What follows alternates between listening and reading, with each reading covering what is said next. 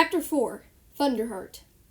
They made a curious twosome, the great lumbering grizzly with the sun reflecting off the silvery tips of her brown fur, and the small pup, his coat a brighter silver, scampering sometimes ahead of her, sometimes at her side, sometimes behind as they foraged for the spring bulbs that were just pushing their sprouts through the ground. One would grunt and the other would yip or hurl out snappish barks. Yet somehow they had found a way to begin communicating. Faolan had begun to swing his head exactly like a bear cub would when saying no. More and more the grizzly realized that rearing a pup was not all that different from rearing a cub. She marveled at the similarities between the two, yet it frightened her how small Faolan was in comparison to bear cubs, small and defenseless. However, the pup was very fast, much faster than a bear cub, and could cover ground with great bursts of speed. The grizzly thought Faolan's speed might compensate for what he lacked in size, but there was a problem of his splayed paw, which he favored. A wolf, just like a bear, needed full use of all its paws. Faolan now had begun to lag behind and was making a small whimpering "I'm tired" sounds. The grizzly turned around and glared at him. Faolan whimpered and squatted in a hummock of grass, wagging his head and growling. "No, no, no," he said, then blew a great spray of air up through his nostrils as if to proclaim, "Too hot!" He walked slowly forward as if he could hardly drag himself to the grizzly's side and nudged against her to try to clamber onto her back. There was a huge muscle over the grizzly's shoulders that powered her forelimbs, and Faolan loved to climb aboard and ride high on it. Bear cubs were too large to ride at this stage, but not the wolf pup. Even in the den, Faolan liked curling up on that furry mountain when he wasn't nursing. Having mothered 3 sets of cubs, the grizzly had heard all the complaints before, and it really didn't matter if they were bears or wolves. The young got tired, they got cranky, they wanted to go back to the den and nurse. Easy food. But one day, the grizzly's milk would dry up, and the pup would have to learn about other sources of food. It was particularly important for Faolan because he was so small. Is he small for his age? Perhaps this is the size of all wolf pups? The grizzly wondered. Nonetheless, it made her nervous.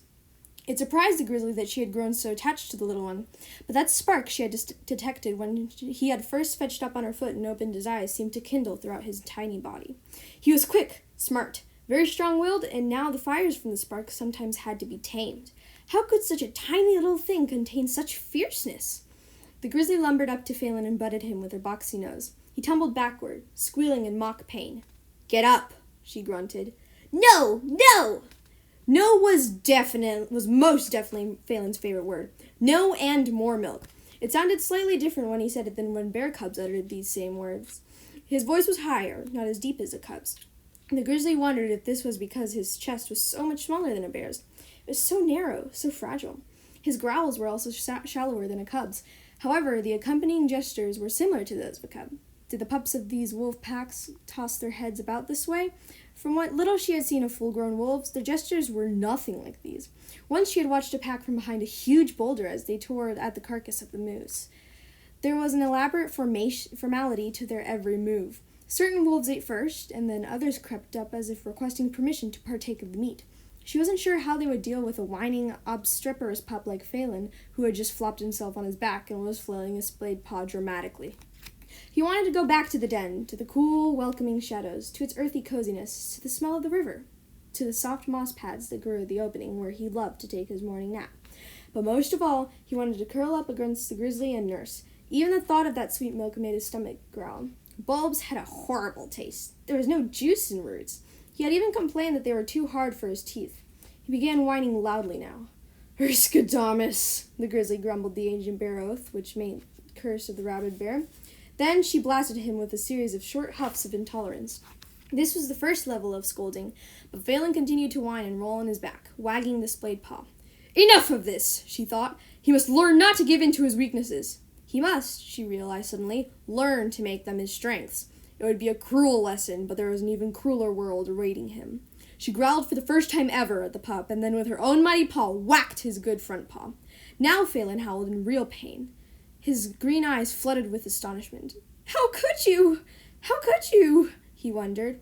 The grizzly did not have words for every occasion that a young pup would understand. Sometimes teaching or communicating by example was the best way, and then later the words would come. So she lumbered past Faolan and began digging in a patch of onion grass with her own paw, the one she rarely dug with. The message was clear. "Use the splayed paw. Make it your digging paw." Meekly, Faolan began to scratch the dirt where the onions grew. It took a long time, but finally he dug one up. The grizzly was proud. She came up beside him, making low purring sounds, then nuzzled him gently and licked Faolan under his jaw with her enormous tongue. She turned and began digging in another nearby patch of onions. Faolan stared at her in dismay. More, he thought, but he began scratching with the splayed paw. He did not want to risk her wrath again. What would hurt more than a whack was if she said he could not nurse. No milk! Only onions! Unthinkable! He dug harder. The pup had done well. The grizzly had watched him out of the corner of her eye. In a very short time he had turned the splayed paw in a special way so that he could get nearly the force he had with the other paw. Faolan was a quick learner, and not just quick, but inventive. Still, the grizzly constantly regretted that she knew so little about wolves. But bears and wolves tended to avoid each other. This was quite different from the owls and the wolves, who had formed a close alliance over a great span of time that had reached back to when the wolves had first arrived in the beyond. The grizzly often thought that if she had been an owl, she would have been a better mother to this pup. But it was so stupid to waste her time regretting that she was not an owl. Instead, she thought and thought, searching for every scrap of memory she had of wolves. She vividly remembered once watching from a high promontory 2 packs that had come together to hunt. She had been quick to see that the ways wolves hunted was very different from that of bears. Bears were much larger and more powerful, but wolves made up for their lack of power with their clever ways. Bears never formed packs, and perhaps because of that they had a different manner of thinking. The wolves' ways seemed complicated and mysterious. And owls, the grizzly thought, continued her musing. Owls are so clever. They knew how to make tools, weapons. They stuck things in the fires of their forges and made claws that fit over their talons. Perhaps, she thought suddenly, bears weren't so smart because they were so much bigger. Bigger than wolves and so much bigger than owls. Then a really dreadful thought occurred to her. Perhaps I am not smart enough to rear a wolf pup. She looked back at the poor little thing as they made their way back to the den. He was completely exhausted, wobbly to the point of staggering off the narrow path. He was most likely too tired to even climb up her hump while riding. Well, she thought, smart or dumb, I'm all he's got. She turned around and picked up the little pup with his head in her mouth and the rest of his body dangling, the way she would have carried a 1-moon-old cub. At least 2 moons had passed since Faolan had fetched up, and he was still small enough to be carried carefully in her mouth. Tomorrow they would make their way an even longer distance to forage for the squirrel caches of white bark vine. The white bark that squirrels used to line their nests was one of the most nutritious foods available in the spring, and with luck perhaps they would find a squirrel. The spring diet was mostly grasses, roots, nuts. Meat would come later, but they would always hope for carrion of an old animal who had not made it through the winter. Even as the grizzly led the pup back to the den, she swung her head constantly to sniff, scanning for the distinctive smell of rotting flesh. The grizzly had found a new den for spring and summer, one of the loveliest ever. It was in a thicket of alders on the river near a back eddy that would soon be busy with trout.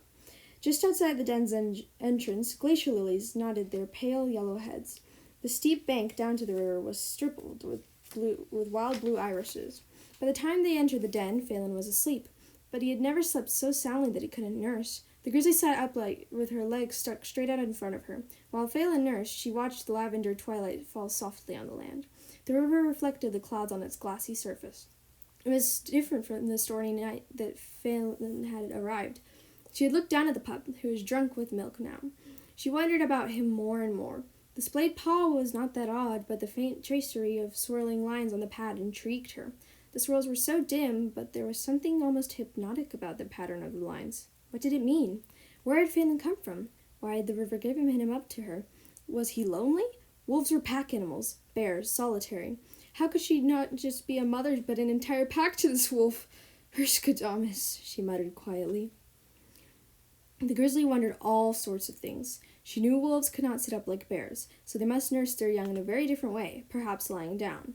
But she was always worried about rolling over and crushing Faolan accidentally. He was so small and she so huge, and wolves could not stand up on their hind legs, let alone sit up. This seemed especially unfortunate. She saw so much standing up. She learned so much. It troubled her that Faolan could not do this. Would it, she wondered, be possible to teach a wolf to stand up and walk just a bit on his hind legs? She might try it. She looked down at him again and gave him a cuddle and a nuzzle. She loved him so. It was very odd, she knew. Other bears would look at her suspiciously, but she didn't care. She simply didn't care. Faolan squirmed a bit and settled deeper down into his milk-laced sleep. He had grown accustomed to the percussive sounds of the grizzly's innards, the windy drafts of her gut as she digested, the bellowing inhalations and exhalations of her breathing, but most of all, the epic thumpings of her heart, that huge, majestic heart. The sound wove through Faolan while he slept like a song for his milk dreams. The grizzly was no longer simply the milk giver in his mind, but Thunderheart,